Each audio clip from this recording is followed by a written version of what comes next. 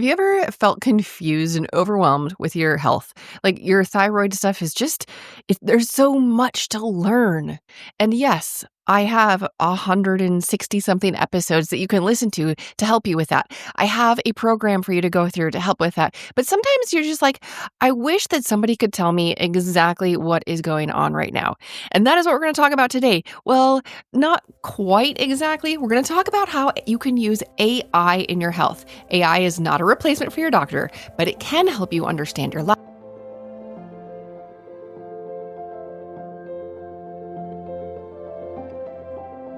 Welcome to the Health with Hashimoto's podcast. This is where you will find clarity and simple, sustainable strategies to feel better. I want to help you figure out your root causes. My name is Esther Yunkin. I am a registered nurse. I spent about 17 years in the emergency department and then got sick and tired of putting Band-Aids on chronic things. I went back to school and now I have been in holistic health education for about 10 years.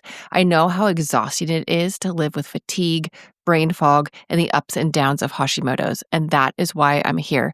I'm here to cut through the confusion and to give you practical steps that support your body, calm your immune system, so that you can regain your energy and feel like yourself again. Throughout the summer, I was doing a summer short series, which just means they were short episodes. My goal was 10 minutes or less. I didn't always make it, but we focused on tools. And I did think about doing an episode about using AI. And then I was like, wait, no, I cannot do that in 10 minutes. I need a full length episode because there's a lot to cover. And I'm going to tell you, if you don't normally go to the blog, this is one episode where you're going to want to click over to the blog because over there, I will have specific scripts for you. I will go over them and explain how to use them later in the episode. If you've never used an AI tool like ChatGPT or Grok or Claude, you have to have good inputs in order to have good output. So that is where a good script comes in. And I have those for you on the blog so that you can copy and you can paste right into AI. But first of all, let's talk about what are some scenarios that you could use AI. First, a real life example from me.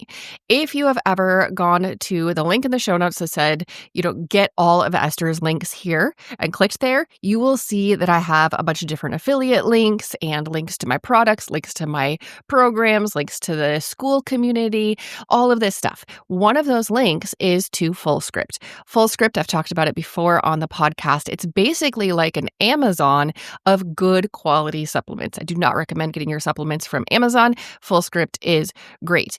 So FullScript has a ton of multivitamins, and I was looking for the best multivitamin that I could get at the cheapest price. Because with a family of 6, I'm not going to waste my money on worthless supplements. At the same time, I'm not made of money either. So I asked Grok, I put in a bunch of different supplements. I said, here's the list of ingredients. Here are all the micronutrients. Here's the cost. And I had it evaluate them based on, my conditions. It was so helpful.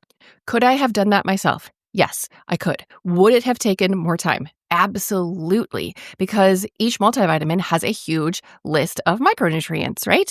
And different amounts, different forms. I asked it to compare the forms, like I wanted methylated B vitamins, all of this stuff. It saved me a ton of time. So using AI for your health can help you save money. I did ask a while ago in our Health with Hashimoto's community over on skool.com, and I asked about using AI. Jenna said, when I'm interested in a specific supplement, I asked ChatGPT, what are the top brands and how does it help someone with Hashimoto's? I also had AI review my lab values and help me write a letter to my doctor to ask for a referral to a specialist. That is an awesome use. One of my friends tracks her macros with the help of ChatGPT. Another person in our community said, I have asked ChatGPT to create a meal plan for me and tweak it for my tastes. One of my other friends, she had a medical emergency. A very rare thing happened, and she was having debilitating pain, and with all of that pain, she couldn't think clearly, so she used ChatGPT to track all of her symptoms and to ask what it might be. And it did. ChatGPT did a really good job, and it told her a specific phrase that she had mentioned that she should tell the ER. And the ER doctor later told my friend Kristen, It was because you said this single sentence that I knew what to look for. So in that case, she was not using ChatGPT to be her doctor. She was using it to track her symptoms and to give good questions to her medical team, and also to give them the information that they would feel is pertinent. She wanted to take out all of the emotion out of her symptoms, and she wanted to just give them the facts in the most helpful way. So AI is a great tool for your health. So here are 6 different ways that you might want to ask AI to help you with your health, specifically with your immune system and your thyroid, Hashimoto's. Number 1, lab value analysis. So Hashimoto's requires regular thyroid lab monitoring. You know that, right? It might be every 3 months for you. It might be every 6 months. It might be every year. But every so often, you are going to go get your labs done. I do have numerous episodes on what your different lab values mean, what you might want to do in response to them, but plugging them into AI is super fast. So a script, again, this is going to be on the blog, so you can copy and paste. A script that you might want to use when you're sharing your screenshot of your lab results would be this. I'm sharing a screenshot of my recent lab results, including reference ranges. Please interpret them for me using functional medicine ranges, especially for thyroid labs. Explain the results in simple terms. Please highlight any abnormal or borderline values and what they might mean, and suggest questions to ask my doctor. So there's a couple things that I did in that script. Number 1, I said that it was going to be a screenshot. Like, I'm not asking you to type everything, but thankfully the AI models can read the screenshots. I'm also suggesting that you're using functional medicine ranges because they have more narrow results. We want to use the functional medicine ranges, not the standard broken Western medical ranges, because they're based on a sick population. So the upper and lowers can often be out of what you want for ideal, right? And then you're also giving it clear goals. You're asking for simple explanations. You're asking it to flag abnormal or borderline things. And then you're providing a very clear request for questions for your doctor. Are you going to use all of these questions for your doctor? Maybe, maybe not, probably not. But it's giving you a starting point. It just makes things easier for you. Again, AI is not a replacement for your doctor, but it can help you understand your labs. It can help you track your symptoms. It can help prepare better questions so you feel more confident in managing your overall health. So you've looked at your labs. What's something else that you can do with AI? You can ask it to help you with your medication information. Maybe you're going to ask it, to explain levothyroxine if you're taking that. Or maybe you're taking LDN or you're about to start it and you want to know a little bit more about that. Of course, episode 129 is all about LDN. It's an interview with pharmacist Steve Anderson. I find that particular episode to be so helpful. So helpful. Absolutely go listen to that one if you have not already. I feel like it is one of the top episodes that anybody should listen to if they're trying to catch up on the Health with Hashimoto's podcast. So you can ask about medical information. And here is a script for that one. You might say something like, hey, I'd like information about my medications to better understand my treatment. Here are the details. And then you're going to list your medications and your supplements along with their doses and how many times a day you take them. And maybe when you take them. Like levothyroxine, you're going to take first thing in the morning, at least 30 minutes before you have any calories or coffee. You want to make sure that you're taking that on an empty stomach. So you're going to tell it all of that. And then you're going to tell AI, explain what each medication does, its side effects, and how it's typically used, highlight any precautions I need to know about, and suggest questions to ask my doctor about these medications. And again, you're taking the medications. And when you got them, especially if they're for prescription medications, you probably talk to the pharmacist. So you're going to be able to disregard most of the questions. But as you read through them, it only takes AI less than 1 second or 2 seconds to pop up all of those questions. So you're going to read through them and you're like, okay, I don't need to ask those, but this one out of the 10, that one I'm actually interested in. So that I'm going to ask the doctor. This is a great way to get more personalized information from your doctor without wasting time. Because, we all know a doctor or nurse practitioner, they do not have a lot of time to spend with you. A third way that you can use AI in your tools for your health is symptom tracking and analysis. Now, AI is just a robot. It is very good at looking at data. So if you're giving it your symptoms, and I understand it's not private. It's just not. There's no expectation of privacy when you're using AI. Some of the AIs are a bit more private than others, so maybe you're not comfortable with this. I am not saying that you should do all of these. Do what is comfortable for you and what is helpful for you. I don't mind telling a robot that I am feeling more tired this month.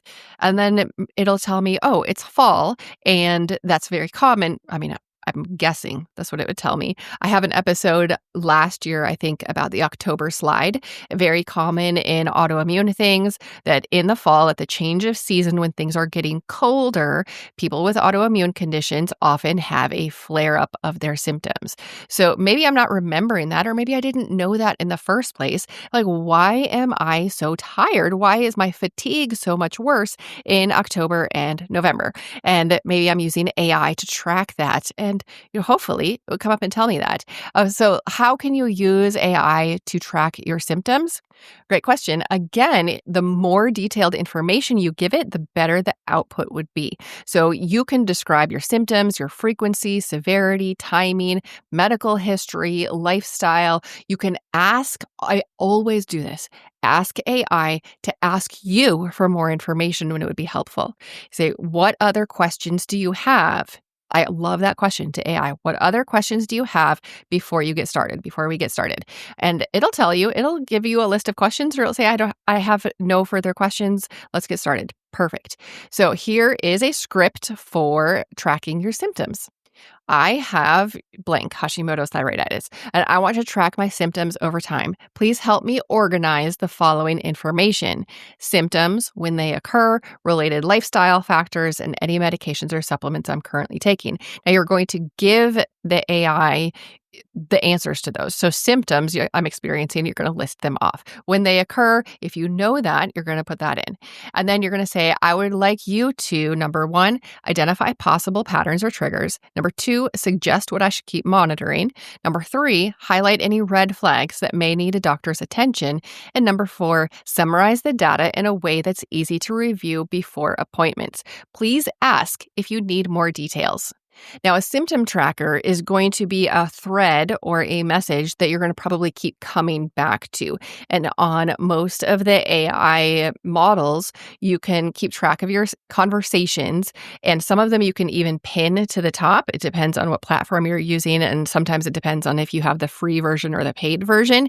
But if you're tracking your symptoms, that's probably something that you're going to want to come back to and, add more details every once in a while, or a couple times a day, whenever you're noticing that you are having symptoms.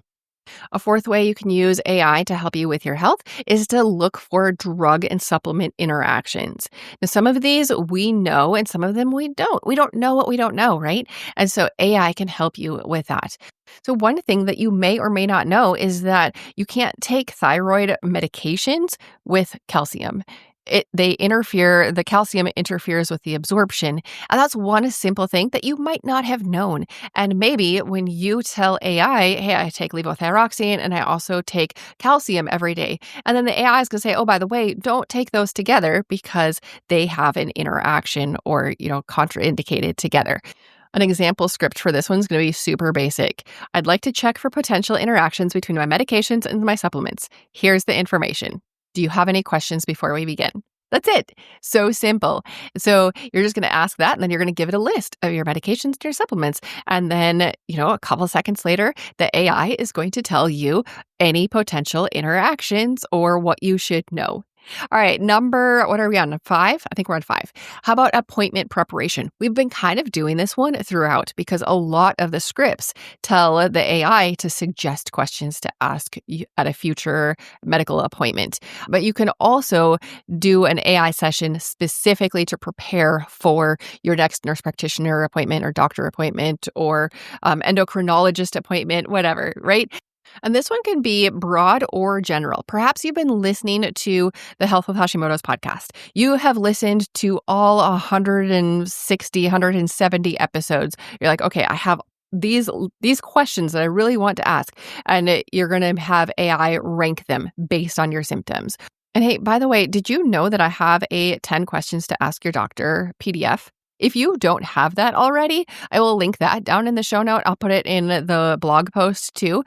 It is free, and the first couple pages tell you about why each question is important and what you might want to do with the answers. And then the final page is printable, so you can actually just take that page right with you to the doctor, and you can jot your notes, or you can, just remember what questions you're having. But we're talking about AI, but also go get that PDF.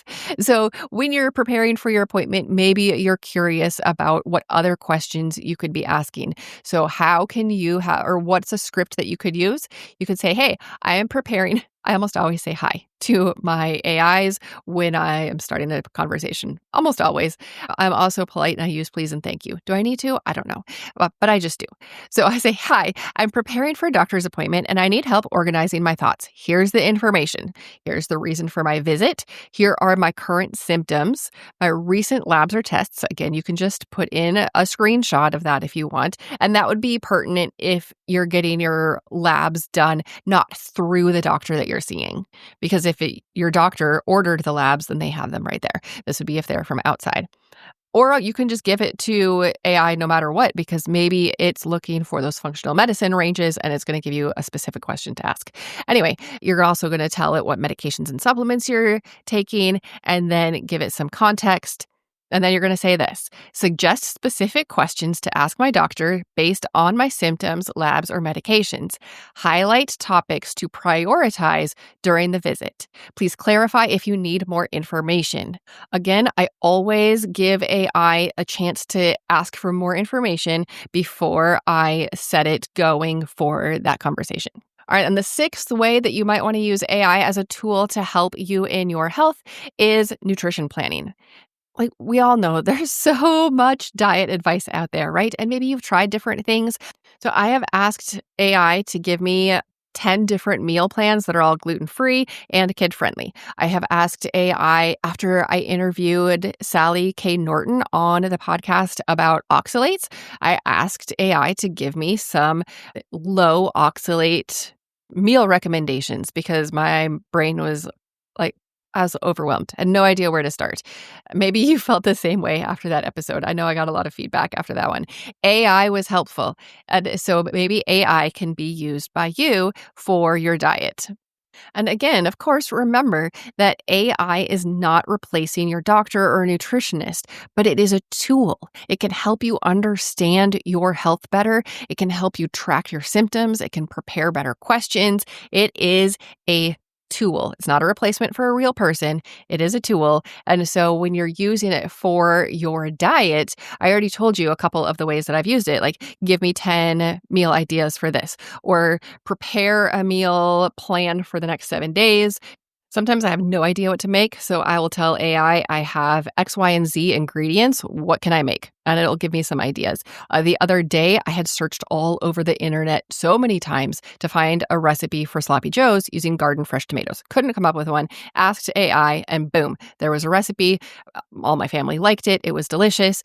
So when it comes to meal planning and diet stuff, there's no one script that I have for you because you can use it in so many different ways. Like I said at the beginning of the episode, one of my friends uses it to track her macros. I have never done that, but I'm sure it'd be great because AI uses data. It's data driven. Does it get it wrong sometimes? Yes. Does AI hallucinate sometimes? Absolutely. Always double check your facts. Always double check its recommendations. Always, always, because it does hallucinate. It does make things up.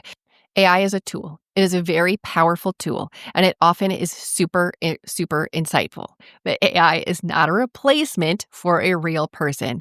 AI is a tool that can help you understand your labs, track your symptoms, and prepare better questions. It can help you manage your overall health. But AI is not a replacement for a real person. AI is not a replacement for thinking for yourself. I would love to hear how you are or will or have used AI. Come over to our Health with Hashimoto's community over on school.com and let's chat about it.